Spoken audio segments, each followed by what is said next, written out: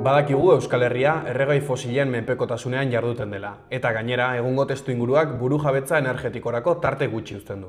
Ba al dago alternatibarik? Energia berriztagarrietara begira jartzeko tarterik ba al dago? Hortaz sakonduko dugu gaurko saioan Stop Fosilak ekimeneko Gorka Laurnagararekin. Ongi etorri Gorka, zer moduz? Ongi, konten hemen zuekin egotiaz bertze behin. Bueno, lehenik eta behin, berriztagarrietan zuzenean sartu baino lehen, kokatu iguzu pixka bat Euskal Herriko egoera energetikoan. Ba, egoera energetikoa nahiko beltza erraten aldugu, ez? EAen Nafarroan baino makurrago. Gure egoera energetiko momentu honetan guk beti deskribatzen dugu, bueno, guk erraten dugu petroherria garela, bai? Petrolio kontsumo handia dituen herri bat garelako. Eta gure metabolismoa erraten denak, gure energiak bat ditu hiru ezaugarri nagusi, bai? Batetik, arron intentsoa dela, arron handia, egunean 50.000 petrolio upel kontsumitzen ditugu, guti beti. Bertzetik fosila dela, gure energia primarioaren 80% inguru hidrokarburuak dire, gasa eta petrolioa batez ere, bai? Eta gainera dependientea, hau da, kanpokoa. Gure energia, hemen ez ditugu petrolio ustiategirik, ez dugu jazimientorik, eta beraz, dena kanpotik ekartzen dugu. Hidrokarburuen guztia kanpotik ekartzen dugu, bai? EAen bereziki larria da egoera, 80% kanpo dependentzia du, bai? Konparaziorako Kuba, egoera guziz dramatiko batean, zentzu horretan bazuen 60-70% kanpo dependentzia. Hau da, guri, por lo que sea, gertatuko zen gatazka geopolitiko bat eta estatu batuakek mozten digu iturria, sartuko ginen biharko egunean egoera aski larri batean, bai? Eta beti erraten dugun bezala, hoi gainera ez da bakarrik injustua, gainera da, estrategia arrontxar bat, ez? Hortaz buru jabetzaren aldein bar da. Eta nahi baduzu, hau da, ikuspegi fosiletik txamponaren bertze aldea da, nola gaudeen berriztagarriekin, ez? Euskal Herria guzi hartuta konsumitzen dugun elektrizitatearen 27% bakarrik ekoizten dugu Euskal Herrian, bai? Claro, eta elektrizitatea ere ez da energia guztia. Hori da gakoa. Elektrizitatea da energia guztiaren bortzen bat. 21% inguru Euskal Herrian, 21%-22%. Bai? Orduen, hori da gure egoera. Orduen, hortaz dugu erran bezala 80% kanpo dependentzia. Buru jabetza gero, errealki, hartzen badugu energia guztia kontuan, 10% ingurukoa da.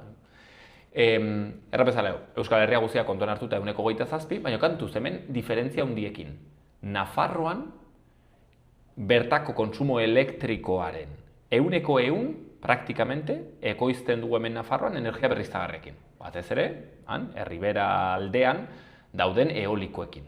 Batez ere eolikoarekin, bai? Fotovoltaikorik hasi ez dago. Eta EAen egoera da kontrakoa, dramatikoa. EAen bakarrik ekoizten da, bertan kontsumitzen den elektrizitatearen 7%. Eta gainera, EAE kontsumitzen du 3 aldiz energia gehiago, Nafarroak baino. Hortaz gero ateratzen da emaitza, hortaz gero ez da 150%, bai? Zen errandu Nafarroa eta EAE baten txai bertzean 100%, ez, EAE kontsumitzen du eixe gehiago, hortaz ateratzen da 27% emaitza hori. Orduan, hoi da pixket gure egoera energetikoa. Hoi da sorkuntzaren ikuspegitik, gero badituzte aldagai gehiago, bertze galdera importante bat izango zen zenbaterainoko elektrifikazio maila dugu, ezta? Deskarbonizazio egiteko, behar dugu erabili energia gutxiago, baino energia guztio izatea elektrikoa. Erran dugun bezala, gaur egun delako bortzen bat bakarrik, ez? Orduan behar dugu 100% gutxiago, baino horren 100% izatea elektrikoa. Izateko elektrikoa, badire 3 teknologia nagusi, ez? Sorkuntza elektrikoa, hau da, eoliko eta fotovoltaikoak, aerotermia, bero pompak, etxeetako klimatizazioaren dako, eta motor elektrikoak, hau da, garraioa izatea elektrikoa, bai? Horrek erran nahi du elektrifikazioa. Orden, 121 hortatik, orain gamar gara, pixkanaka, dena elektrifikatzen gero eta gehiago. Badire herrialdeak, badutena gaiz elektrifikazio gehiago. Txinak, kasi 130%, eta Txina ez da herrialde txikia. Orden, hoi da Euskal Nafarroan adibidez, erronka nagusia orai hurrengo urtetan da hoi, hastea elektrifikatzen, bai? Eta hortaz orain aida egiten apostu handia adibidez mugikortasun elektrikoaren gatik, bai? Batzen kargagailu elektrikoak, kotxe elektrikoak eta bar. Edozein kasutan ikuspegi horretatik, elektrifikazioaren ikuspegitik, batez ere denean, baina EAen suspenso. Saltzen diren 10 kotxetatik bat bakarrik da praktikoki gaur egun 100% elektrikoa, bai? Eta adibidez, etxetako galdaren 93% direk gas galderak, bai? Orduen, praktikoki ez gara hasi elektrifikatzen gure ekonomia, bai? Orduen, erronka handiz ditugu. Edozein kasutan, behiratuta panorama, erran bezala, EAE eta Nafarroa arron egoera desberdinean, eta egoera desberdina da, Nafarroak 80. hamarkadatik induelako apostu argi bat energia eolikoaren alde. Zuek webgunean aipatzen duzue, trantsizio, ez dakit apuntu daukat, eskala txikiko trantsizioa ez dela nahikoa. Zer esan nahi duzue horrekin, aipatzen duzue, etxeko teilatuan plaka fotovoltaikoa jartzearekin ez dela nahikoa. Orduan zer da nahikoa? Gure ustez nahikoa da orain baino gutxiago, baino nahikoa zerbitzu oinarrizko eskubide sozialak denendako ziurtatu ahal izateko, bai? Oinarrizko zerbitzu energetikoak gutxienez denei ziurtatzea, ospitalak, osasun publikoa, hezkuntza eta bar, ez? Hori da nahikoa ari garenean. Eta zuk ongi erran duzun bezala, guk erraten duguna da etxetako teilatuaren ereduakin, edo teilatuen ereduarekin, industria eta etxetako teilatua batez ere, ez dela nahikoa. Hau da, hori behar da bultzatu alduzun guzia, baina horrekin ez da iristen. Ez da iristen, ez da desazita, ez da jeitsita handitz gure energia konsumo, bai? Patuko dut adibide bat.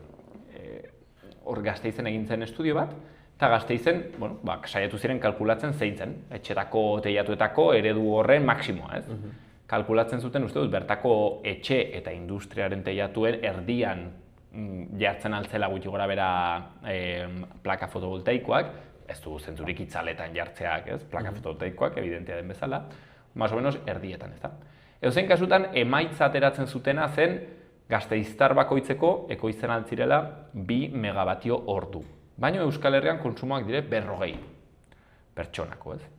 Orden, karo, 2tik 40ra zer egiten duzu? Bueno, desatzi beharko dugu aldugun guzia, baino, hala ere, naizta desazkundea handi bat eman, oraindik ere, tarte oso handia dago, eta behar duzu patu, ez? Gero aipatuko dut igual, guk kalkulatzen dugu, norbaitek jakin nahi badu, guk kalkulatzen dugu gutxi goiti behiti 5.000 megabatio instalatzen aldirela etxetako teilatuetan Euskal Herrian, bai? Eta gero, gutxienez, gero azalduko dut zergatik, gutxienez beharko ziren 7.000 megabatio eoliko eta fotovoltaikoaren artean ja lurrean instalatutakoak. Nik uste dut, engainatzen digula dimentsioak, bai? Alde batetik, erregai fosilak ez dauden ez hemen, ez gara hartzen ez, eoliko batek zerrai duen ordezkatzen, eta orduen erraten dugu, joder, konparatzen baduzu eoliko bat, transatlantiko petrolero batekin, hartzen duzu, orduen ez da inbertze, ez da. Ez ditugulako ikusten erregai fosilak. Baina zein kasutan, energia berriztagarriak dire extensiboak, ez dire intensiboak, ez?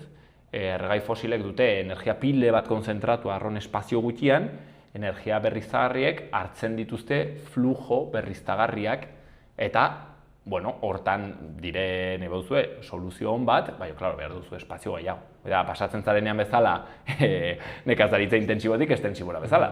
Zuk izatea duzu behi bat metro karratu batean, maten badiozu pentsua kanpotik eta forma intensoan, baldin baduzu extensiboan, ekologikoago izaten aldena, orduan behar duzu espazio gehiago. Egin antzeko parezido, ez?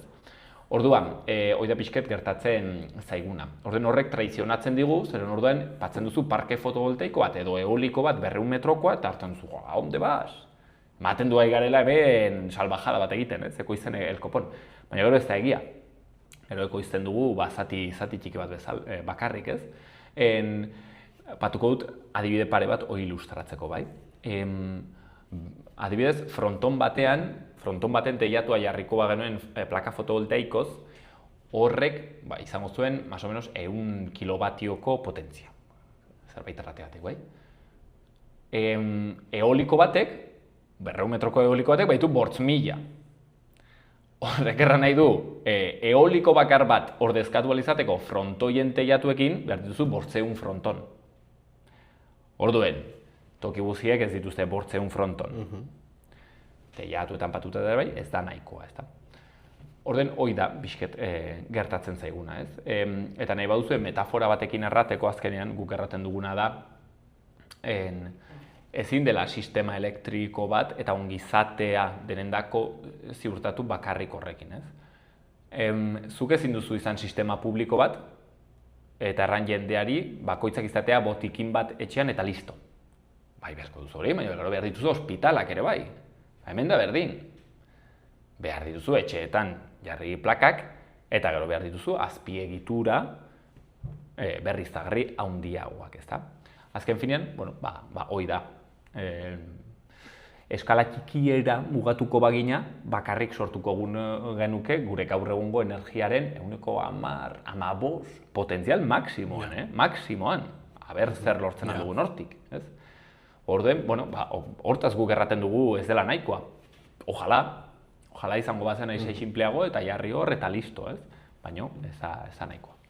Estok fosiaken berriztagarrien alde egiten duzue, baina ez edo nola. Printzipio batzuk ere badituzue. Zeintzu dira printzipio horiek?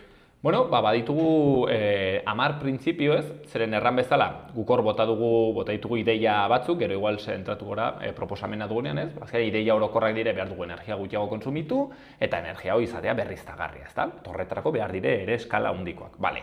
Orduan behar ditugu batu Euskal Herrian energia berriztagarriak. Eta eskala handikoak ere bai. Bale, horraino ados gaude, ezta?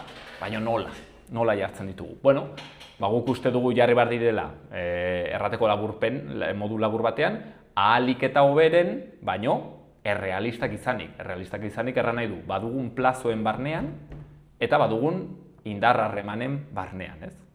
Orduen, guk batu ditugu 10 printzipio pentsatzeko nolakoa izan beharko zen trantsizioi, ez? Eta botako ditut azkar. Lehendabizikoa da nahikotasun printzipioa, erran bezala sortu behar da nahikoa energia, ez gehiago, ez gutxiago. Orden guk proposatzen dugu 150 energia kontsumoaren jaitsiera, 2050erako, da gure horizontea. Bigarrena da ordezkatze printzipioa, erran nahi da, batzen den berrizarrek behar dituzte ordezkatu fosilak. Zeren bertzenaz igual, gehitzen dire bakarrik mixera, badugu energia gehiago, baina ez dugu ordezkatu deuz, ez? Horren behar dituzte ordezkatu. Adibidez, sortzen dugun elektrizitate guzia bideratzen badugu, sortzen ditugun datu zentro berrietara, karo, orduan sortzen ari gara energia berriztagarria, baina ez dugu gai ordezkatzen, ez ditugu gai ordezkatzen kotxeak eta bar, ez da? Orduan gure ustez lehentasuna da hori, eta beraz, ordezkatu behar dira, eta behar dire horrendako planak, bai? Hirugarrena, burujabetza printzipioa, gaur egun erran bezala da praktikamente 0, 10 inguru, gure burujabetza energetikoa. Orden guk proposatzen dugu, Euskal Herria izan da dira ahalik eta burujabena. Energia berriztagarriek ematen digute aukera hortarako, bai? Garai batean Euskal Herria izango zen energetikoki burujabeago, bakarrik bizi ginenean basoen egurretik, ez? Baina basoen egurretik bakarrik ezin gara bizi gaur egun, ez da gutxiago ere, izatez ezingo dugu apenas haunditu, gaur egun dugun basoen egurreko izpena, pixka bat igual bai, baina haunditze ez. Eta horrek ere baitu bere inpaktuak, horre 17-19 mendeetan Gipuzkoa gelditu zen kasi arrasatua soildu zirelako, moztu zirelako barkoak, basoak egiteko barkoak eta ikatza eta bertzelakoak, ez da. Zein kasutan, burujabetzan orain bai badugu aukera. Guk proposatzen dugu gutxienez 150ko burujabetza energetikoa 2050erako. Gero, erantzukidetasun printzipioa, denek Euskal Herrian badugu eta ipar globalean erantzukizun bat, beraz ezin da erran hemen ez. Guk uste dugu, horrek zer erran nahi dugu, guk uste dugu Euskal Herriko udalerri bakoitzak egin beharko duela gutxieneko ekarpen bat, 5 megabatio, 10 megabatio gutxienez egin beharko du ekarpen bat, eta gero gainera, bakoitzak, pixket bere almenen arabera, nik beti pasut adibide berdina, bazanek baitu 350 kilometro karratu, atarrabiak bat, baina biek badute populazio berdina. Zuk ezin diozu eskatu atarrabiari eta baztani batzeko berriztagarrien kantitate berdina. Atarrabiarrek ez dute nonpatu, literalki ez. Orduen, bakoitzak gero bere kapazitatearen arabera egin barko du ekarpen handiagoa. Eta uste dugu adibidez, Nafarroak EAerekin konparatuz eta iparralderekin konparatuz, espazio gehiago duenez, ere egin barko duela ekarpen handiagoa, ez da. Eta hori beharko da konpentsatu. Bortzgarrena osagarritasun printzipioa, bai eskalaren aldetik erran dugun bezala, ez, behar ditugu teknologia diferenteak, eskala diferentetakoak, txikiak, ertainak eta hundiak baitere, eta behar ditugu gainera teknologia mota desberdinak. Nafarroan bada bakarrik komatxo artean eolikoa, baino behar dugu ere fotovoltaikoa, bai? Sistemak ongi funtzionatzeko, intermitenteak direlako, ongi integratzeko, bai? Behar dira izatean hitz orduen osagarritasuna. Seigarrena da bateragarritasun printzipioa, hau da, edatzen ditugunean energia berriztagarriak izan behar dire lurraren bertze erabilerekin bateragarriak, ez du balio hemen, batzea dena berriztagarriz eta ezin ahal izatea ekoitzi elikagai, bai? Bertze jarduera ekonomikoekin bateragarria izan behar da. 7, inpaktu global txikienaren printzipioa, ahalik eta, nola ez, Natura 2000 sarea eragotziz, toki emankorrenak eragotziz eta bar, bai, alden inpaktu txikiena, eta baitere, beren biziziklo osoa kontuan hartuz, birziklapena eta zirkularitatea sustatuz eta bar, ezta? Hori bai, inpaktu global txikiena. Zer hemen ez du balio, erratea ez esken ere etxe ondoan baditu inpaktu handiak, eta orduen ez dugu jartzen, orduen botatzen dituzu gainerakoen bizkar inpaktuak, zeren kontsumitzen dituzu erregai fosilak, orduen bertzek, ez, hartzen dute inpaktua. Orduen, nahiz eta lokal mailan izan inpaktu batzuk, berriztagarri baituzte, inpaktu neto global positiboak, ez? Hortaz erraten dugu inpaktuak bai, baino globalak, ez? Eta txikienak. Parte hartze printzipio, ahalik eta parte hartzailena, bai jabetzaren ikuspegitik eta bar. Demokratizazio printzipioa, guk proposatzen dugu jabetzaren 50% gutxienez izatea publiko komunitarioa 2050erako, hoi batzuei idurituko zaie gutxi, onartzen dut, baina gaur egun da 0. Orduen, hau energia berriztagarriak dire perfektuak, baina dire aitzine pauso bat, ez da? Legez, EAN, gaur egun 20% jabetzarena, eman behar dute adibidez, ereki behar da parte hartzera, ez da? Hor, pauso bat.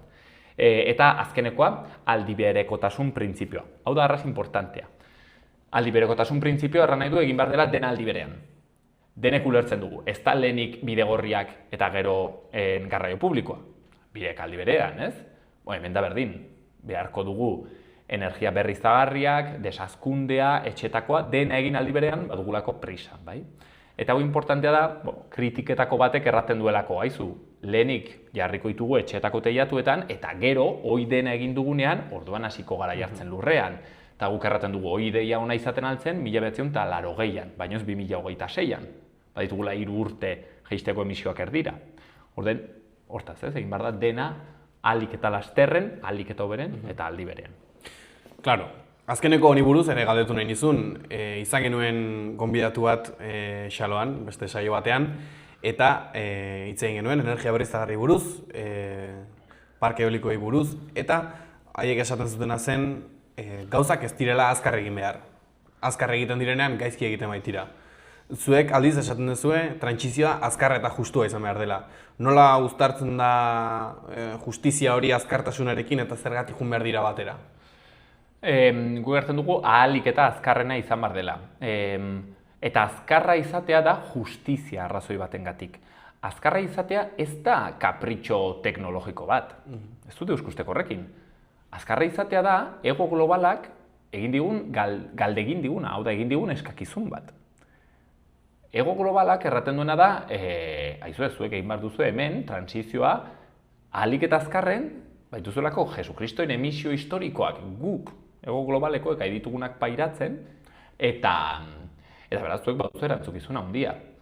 Eta orduen, denboraren dimentsioa da arras importantea. Delako justiziaren bertze aldea, bai? Batukot metafora bat. Etxe baldin badago zutan, behin errezaizula etxea botatzea urbaldeak, ez da jatako. Transizio egin behar da orain, ez 2040an.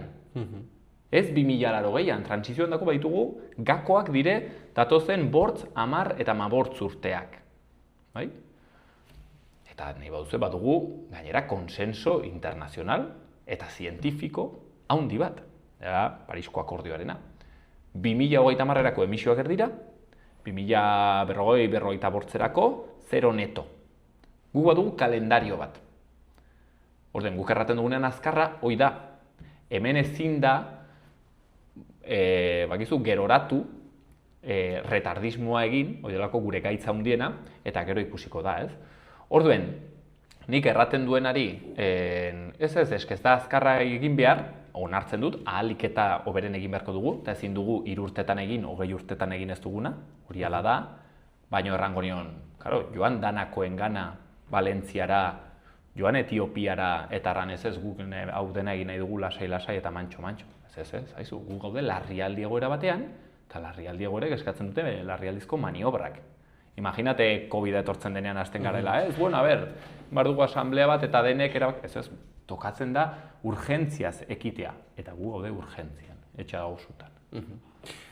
Stop fosileketik, zein da zuen proposamena? Leheno aipatu ditut, ideia nagusiak. Guk proposatzen duguna da Euskal Herria izatea 2050erako klimatikoki neutrala, emisiorik ez izatea, edo inkluso emisio negatiboak izatea, gure basoek eta baitzen dituztelako. Eta izatea 100% berriztagarria, eta izatea gainera kontsumoaren erdia. Esplikatuko dut. Gure klimarena hor uzten dut, hoi da helburua, innegoziablea dena. Gero gure proposamen energetikoa oinarritzen da Frantziako negawatt think tankak eta bertze batzuek egin duten proposamenean, Eta baitu 3 ardatz. Nahikotasuna, efizientzia edo eraginkortasuna euskeraz, eta berriztagarriak, Orduan, proposatzen duguna da nahikotasuna eta eraginkortasunaren bitartez kontsumoa jeistea 150 2050erako, eta gainerakoak gelditzen zaiguna, izatea energia berriztagarriak, Nahikotasuna eta eraginkortasunak, zer nahi dute? Nahikotasuna da demanda energetiko, eskari energetikoa gelditzeko politikak, Batzuek desazkundea ere deitu dutenak. Azken finean denek ulertzen dugu. Da, energia gutxiago kontsumitzea. Energia gutxiago kontsumitzeko badire metodoa handitz, Hoien, nahi bauzu simbolo ego berena, da bizikleta. 150 jeitxera horretan, sektoreka ere proposatzen dugu ze jeitxera eman beharko zen. Ez nahi sartuko hortan. Nagusia da garraioan. Garraioan proposatzen dugu 163ko energia kontsumoaren jeitxera. Nola? Bueno, kotxeak gutxiago erabiliz, eta erabiltzen direnak elektrikoak izanez, Eta honen bitartez esplikatuko du nahikotasuna eta eraginkortasunarena. Nahikotasunak zerra nahi du?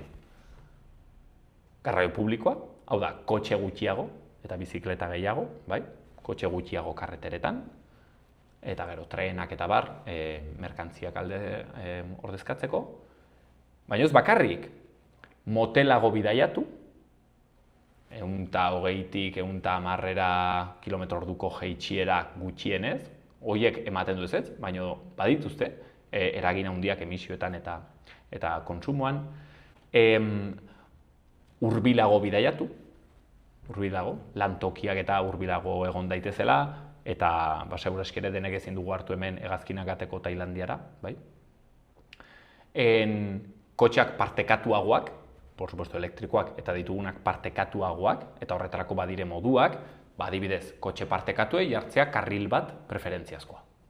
Edo, Espainiako gobernuak hori bultzatu den neurrietako bat, partekatua denean finantziatzen da eta ordaintzen da. Badire moduak bultzatzeko partekatu horiek. Partekatuena garraio publikoa biztan da. Eta, bertze modu bat, ikusten zaidana bereziki da, gainera kotxeak ere txikiagoak izan daitezela, ez? Zeren azken urtetan, kapitalismoak sartu digu golazo bat, eta da kotxeak direla gero eta handiagoak. Kotxeak gero eta handiagoak izatea da absurdo bat ikuspegi guzietatik. Espazio gehiago jaten dute, ez duzu behar jatako, kotxeak beti gaten dire hutsak, normalki bat koma bortzeko okupazioa izaten dute, beti gaten dire hutsak, baituzte istripu gehiago, ez duzuelako kusten, istripu horiek violentoagoak dire, baudelako pixu gehiago, eta beraz aur bat eramaten badute aurretik, agur, benur, igo dire istripu tasak eta eriotza tasak. Eta gainera energia eta kontsumo gehiago eta isuri gehiago. Sub 4x4 erraldoi horiek ez dute zentzurik. Ni noiz baitere ikusi dut nire herriko parkinean, gaur egungo kotxe moderno sub hauetako bat, eske orai horiek bakarri saltzen dituzte. Eta 70, 80 garrena markadoko kotxe bat. bueno, da izugarria diferentzia, bai? Horretzen bezala, 4 latas mitiko horiek eta ezen kotxe txikiak, bai? Etzen kasualidadea izan, kotxe txikiak izatea. Hoi gertatu zen, 73ko krisi petroleroaren ondotik, egontzelako apostu bat, konsumo petrolioa txikitzeko, eta beraz, errantzen lehenetsi ziren kotxe txikiak, bai? Hortatik gertatu zen, metxero kotxe horiek erraten dituztenak, bai? Bueno, hori da bertzen modu bat. Eta, beraz, sub hoien kontra egin behar da, zalantzari gabe. Gainera, subak dire, hori da klase neurri bat, zen subak erosten dituzte batez ere errenta altuenetakoak, ez da? Orduen, adibidez, Parisen, jarri zuten, komatxo artean debekatu dituzte, kotxe horiek erdigunean aparkatzea, Parisen aparkatzea, edo garestitu diete pile bat prezioa, orduen, desincentibatzen duzu modu horretatik sub horiek erostea, bai? Hori da neurri bat. Nahikotasunarena, beraz, esplikatzeko hori, badire bertze neurria handitz, bai, denek bakiguna, kontsumoa jaistekoak, eta bertze bat eraginkortasunarena. Eraginkortasuna azkenean da sistema elektriko bat delako konbustiozko sistema bat baino aize efizienteagoa, bai? Bero ponpak, energia sortzeko eolikoak eta fotovoltaikoak, edo motor elektrikoak dire aize efizienteagoak. Ez, kotxe elektriko batek erabiltzen du konbustiozko baten energiaren eren bat. Karo, segurazki ere, 2080an gure ilobek errango digute, baina nola? Osea, ateratzen zenutela mineral bat lurretik egunero sartzen zenutela deposito batean, ematen zenioten zu, lehertzen zen, eta leherketa horrekin mugitzen ziren pinon batzuk, eta pinon horiekin mugitzen zenuten kotxea, eta gainera botatzen zenuten tuboskabe batetik zabor, baina zer zen. Ez? Eta orduan, segurazki ere, horrekin konparatuta bateria bat, zuzenean txutatzen diona, ez? Bere egei nola baitere elektrizitatea, aize efizienteago, aize galera gutxiago ditu, aize hobe da, bai? Orden, bi neurri horiekin, eraginkortasuna eta nahikotasuna, kontsumoaren jaitsiera handi bat. Hoi egitea bai da posible. Proposatzea, ospitalik gabe biziko garela, edo amixak bezala, hoi gure ustez ez da posible. Hauek bai, 2050. Eta ala ere kostata. Zeren, karo, guk hau beti erraten dugu hitzalditan eta gero ateratzen zara kanpora. Ateratzen zara mundu errealera, ostatuak daude beteak, karretera daude kotxez josiak, eta zu saiatzen bazara kentzen kotxe bat zure herritik, etortzen daizkizu lepora, ez? Orduan, hori egin beharko da ahal dena, ahal dugun neurrian, ez da? Eta gero gainera izatea berriztagarria, bai? Batez ere, eoliko eta fotovoltaikoak, lurrekoak, horiek dutelako hazkunde potentziala Euskal Herrian, bai? Eta guzti honek, gainera, okupatuko zuen, gure ustez, Euskal Herrian lurraldearen 2% bat, bai? 2%. Da handiz, Lurraldearen 2% da zati handi bat. Baina hasteko, hoi dire, más o menos, 14.000 hektarea, Euskal Herrian baditu 300.000 hektarea plantazio, eukaliptoetan eta pinudietan, eta horiek bai dire arazoa. Beraz hemen tokia badago, ezta?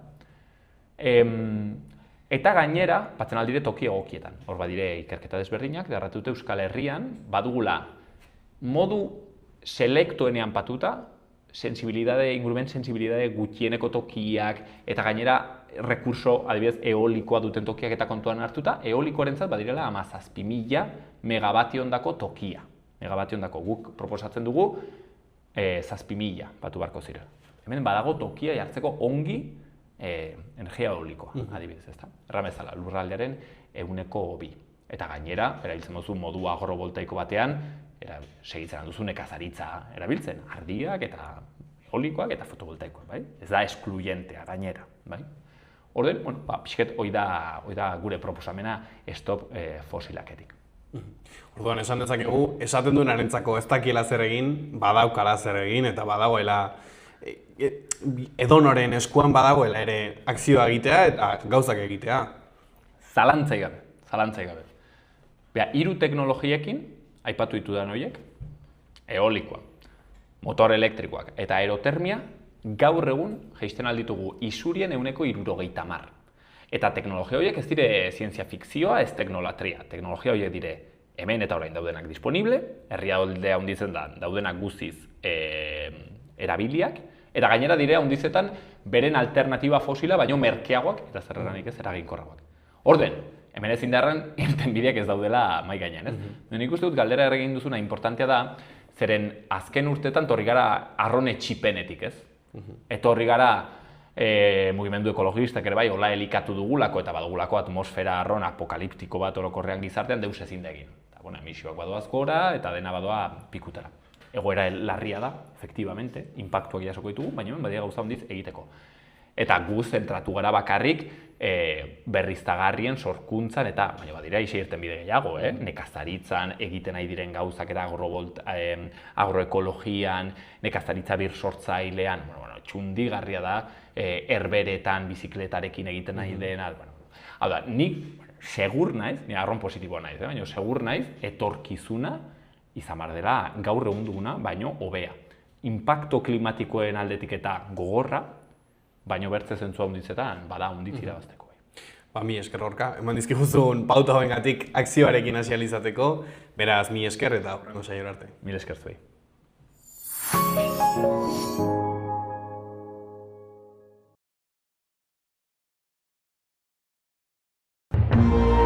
Gobierno de Navarra. Nafarroako gobernua.